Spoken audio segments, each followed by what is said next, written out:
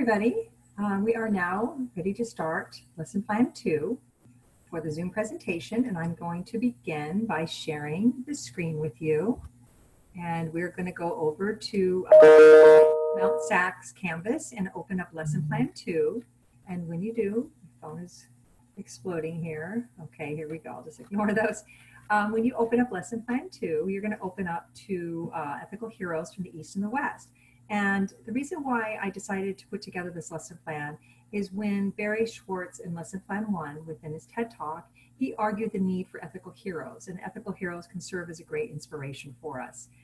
So I thought it was perfectly placed to have it come right after that TED Talk and the next topic for us today, or for this week. And so there's several different ethical heroes we could investigate in this class, but I decided to choose one from the East and one from the West. And the one from the East is the Dalai Lama, who is still alive today in his 80s. He's just a very interesting character, and I hope you appreciate him having studied his work in this class.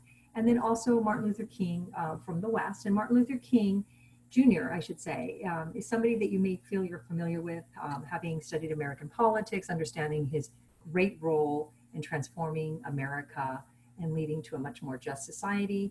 But seeing him as an ethical hero, you may not have thought of, yes, he's a major player in the American political scene, but he absolutely utilized a lot of beautiful insights of compassion and nonviolence that he garnered from actually Indian philosophy, which we'll learn about, and really serves as a great inspiration for us. Now, the concept of a hero is not meant to be somebody, or an ethical hero is not meant to be somebody who's considered a perfect human being. That would be a mistake to think that way. Every human being has foibles of some sort.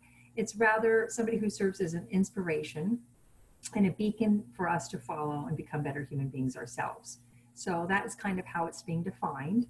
We're moving down here to the concept of a hero, which I just already started. But this is kind of out of the first reading. And the first reading is by an author named Scott LaBarge. And it's a very short article. And he talks about, why is it important to study ethical heroes or moral heroes, or however you want to call that. What is a hero? So he defines the heroes for us in his beginning of his article. But I really liked this section. A hero is somebody who expands the people's sense of what is possible for a human being, to expand our sense of what the human being is capable of and possible to become. So I think that's a really neat definition. And Scott LaBarge, he states that heroes have qualities we wish to possess and serve as inspiration for ideals. So these are kind of interesting concepts he has. He asserts that those of us who are teachers, like myself, and some of us have our own children, that we should introduce heroes as we teach, that teaching about heroes isn't really hard because the heroic lives have their own appeal, as he says, and that when he went around and asked people who they thought were heroes, he explains in the article, some people mention fictional characters like Superman, Spider-Man, or some people mention celebrities, but he says these aren't really what I mean by heroes.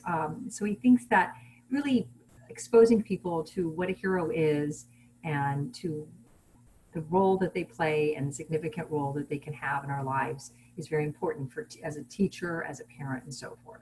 So he says, start going home tonight and listing your 5 most important heroes. So something for every one of us to think about. Now, the foibles of heroes is just to also mention that not all of them are unblemished. Everyone may have a little story here and a little story there.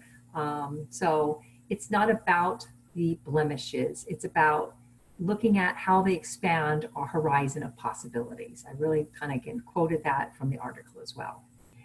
Following that hero article, there is an article, small one, that says how in studying moral heroes and studying these characters, the next article that follows in the reading list explains how we can change our behavior. These moral exemplars can serve as models for us and can serve as an inspiration for us to change our actual own behavior. And I thought that was just it takes the argument just one step further, not just learning about them because, wow, this is neat stuff, but how we ourselves, our actual sense of character can be challenged and promoted in a very positive direction as a result of studying them.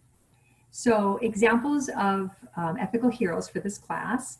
I mentioned Mahatma Gandhi that I've used before, I've studied before in this class. And he's just, they're all kind of fascinatingly connected. Okay, so here we have in my little notes, I have Gandhi, we'll cover in a minute, and the Dalai Lama. These are both from the East, Gandhi from India and the Dalai Lama from Tibet. And then you come down here, you have Albert Einstein and Martin Luther King. Now you're thinking, why is Einstein there? That's an interesting choice, but I'll explain it in a minute. But they're all really historically connected in some strange way. So how are they? So the Dalai Lama had great admiration for Gandhi, and he wrote this long piece admiring how Gandhi inspired him. Albert Einstein, okay, himself says he was a follower of Gandhi's teaching, and he himself was a pacifist. I'll explain that. And Martin Luther King studied Gandhi, and in his graduate work, he studied Gandhi and implemented in helping bring freedom into America. He utilized Gandhi's message of ahimsa and nonviolence and so forth. So it's fascinating to know historically there is actually a connection between these different thinkers. And moving up here, so Gandhi, Mahatma Gandhi, again, we're not covering him in this class as a reading or films, but just to mention, he does play a role when you're investigating, for instance, Martin Luther King, that his dates is 1869 to 1948, and he lived near a Jain community in India. And Jainism is a religion of India that we will learn about in lesson plan 4. And the Jains, if you know anything about the Jains, or if you haven't, there's just amazing, fascinating tradition that argues for nonviolence. The Indian word is ahimsa. And Mahatma Gandhi took that principle of ahimsa or nonviolence and implemented it in his campaign to free India from British control. He wrote a book called The Story of My Experiments with Truth. And he was also influenced by Thoreau and Tolstoy, and nominated for the Nobel Peace Prize. So Mahatma Gandhi, there's a lot to be said by looking at his life. Here's some of his fantastic quotes. I'm sure you might have heard this before. Hate the sin, love the sinner. The good man is the friend of all living beings. Civilization is encouragement of differences. That's actually a neat one, that one. No culture can live if it attempts to be exclusive. That service is the noblest which is rendered for its own sake. Whenever you're confronted with an opponent, conquer him with love. The weak can never forgive. Forgiveness is the attribute of the strong. The best way to find yourself is to lose yourself in the service of others. Service which is rendered without joy helps neither the servant nor the served. So just reading some of his quotes, understanding his inspiration for us. Now we're going to head next to the Dalai Lama. He is alive today. He was born in 1935. And the Dalai Lama had a fascinating biography. He, at the age of 2, was recognized. He's considered the 14th Dalai Lama. And in Tibetan Buddhist thinking, when the Dalai Lama dies, the Dalai Lama then reincarnates in somewhere in Tibet. And they went looking for the 14th Dalai Lama once the 13th died. And they found the 2-year-old that they recognized as the next 14th Dalai Lama. And they believe he was the incarnation of the last. So at the age of 5 or 6, he goes and lives a monastic life, and is considered just a remarkable human being living in Tibet and viewed as enlightened by his disciples. At the age of about 24, he has to flee Tibet for fear of his life. And there was a big controversy as there was an uprising in Tibet, and the Chinese troops came in, and the Dalai Lama had to flee for fear he would be killed. And he went and lived in exile in northern India, and is not yet returned back to Tibet. There's always that campaign to free Tibet. So I'm sure you might have heard that before. But he's very known, not besides the politics behind all of that, he's very known for his stance towards what's called the art of happiness. He wrote a book entitled The Art of Happiness, and he argues that happiness is something that can be achieved through compassion. And if the goal, and it's kind of a theme that you find through a lot of Greek philosophers argued happiness is the goal. The fancy Greek word is eudaimonia, which means flourishing or living well. And how do you flourish or living well or live well, according to somebody like the Dalai Lama? It's through compassion. He is well known for, and you may not ever connect this Buddhist leader with this, but he's well known for his environmentalism. And he's written numerous articles. He has a website on environmentalism. He argues for religious harmony and world peace, and that all religions have a general truth to them that is very similar to each other. So he sees kind of the commonality of the religions. And he did win the Nobel Peace Prize in 1989. So that's a little background of him. Love and compassion are necessities, not luxuries. Without them, humanity cannot survive. And if you want others to be happy, practice compassion. If you want to be happy, practice compassion. Just gave you 2 quotes of his because you have his articles to read in the lesson plan. And when you're reading his articles, I wouldn't print them up. I would just kind of read through them on the computer because it would take too much of your ink.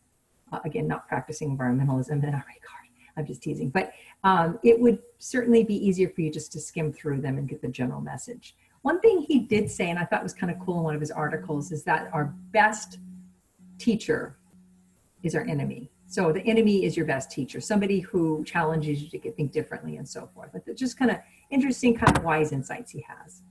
Not that you should have any enemies, but you can learn from those that challenge you.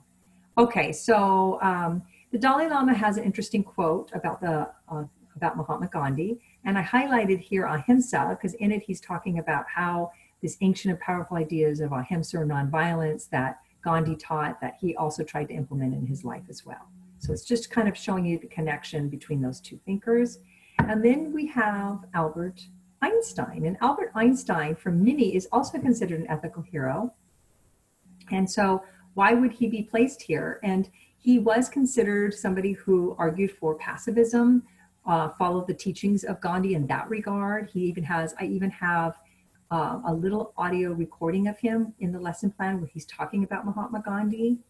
In World War II, he signed and co-wrote the Russell-Einstein document to stop nuclear proliferation. And so he was trying to, a lot of people say, well, isn't he responsible for the nuclear proliferation? And the answer is no. He described nature. He didn't prescribe a nuclear bomb or anything like that. And so in trying to stop nuclear warfare, he was politically active in that regard. Okay, moving down, I just had this cool quote from Sam Harris because I mentioned him to you in an earlier lesson plan. Einstein endorses a strong conception of moral truth founded on axioms and focused on the well-being of humanity. He seems to consider ethical truths to be on all fours with the truth of mathematics and the rest of science. And Albert Einstein wrote a book, it's a book called The World as I See It. And it's a collection of his various quotes that all really have a lot to do with ethics and morality. It is every man's obligation to put back into the world at least the equivalent of what he takes out of it. And this is the last public words before he died. And here it is. There lies before us, if we choose, continued progress and happiness, knowledge and wisdom. Shall we instead choose death because we cannot forget our quarrels? We appeal as human beings to human beings.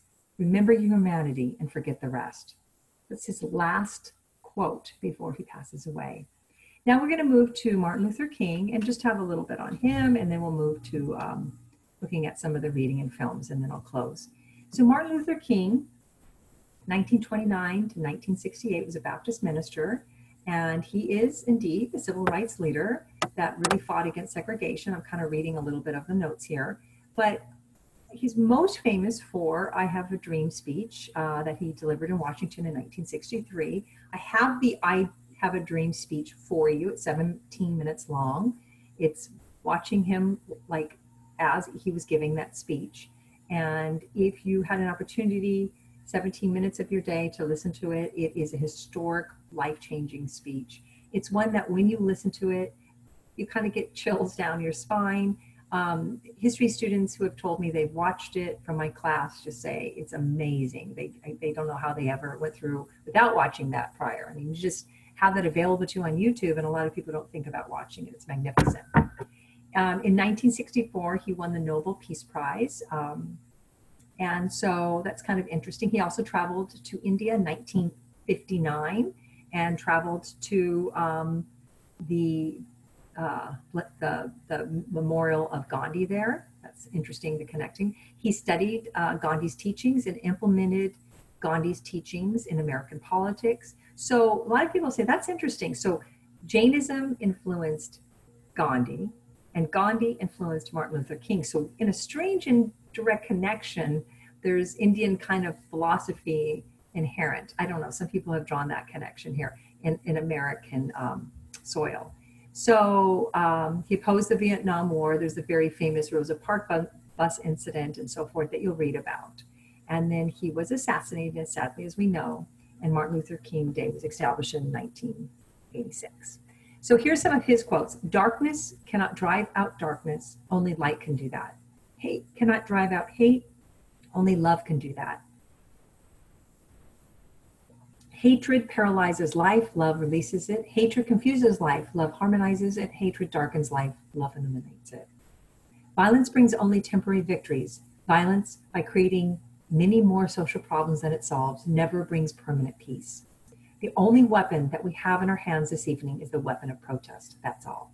So he argued for, just like Gandhi, he argued for non-violent, kind of a pacifist protest, and using the principles of ahimsa, or nonviolence or compassion.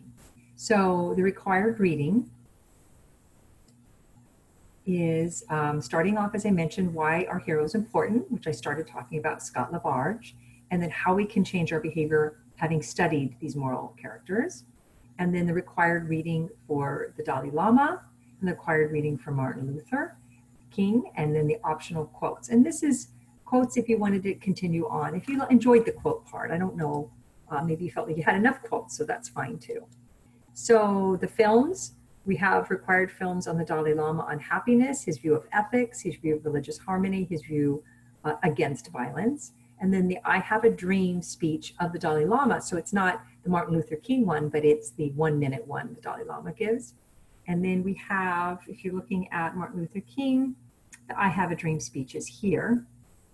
And you have these smaller little films to learn about this great moral character. So the post question's there for you. And I think that concludes my presentation on the topic of ethical heroes. Maybe next semester I'll choose different ones, but I hope you enjoy learning about Eastern and Western examples of those that beacon us to become better human beings. I'll end with that. Okay, so thank you so much for watching, and let me stop the share and go back here. And then this will conclude lesson plan 2 for me. I will have lesson plan 3 Zoom lecture up when we get to that, and that will be on different ethical theorists, and we're going to start with Socrates, and we're going to go all the way up to the 20th century. So that is a lot of philosophers. We have 15 of them to cover, and I'll give you a glimpse of each one when we get to that. So that will be, stay tuned for that. That will be coming up soon. Thank you so much. Good night.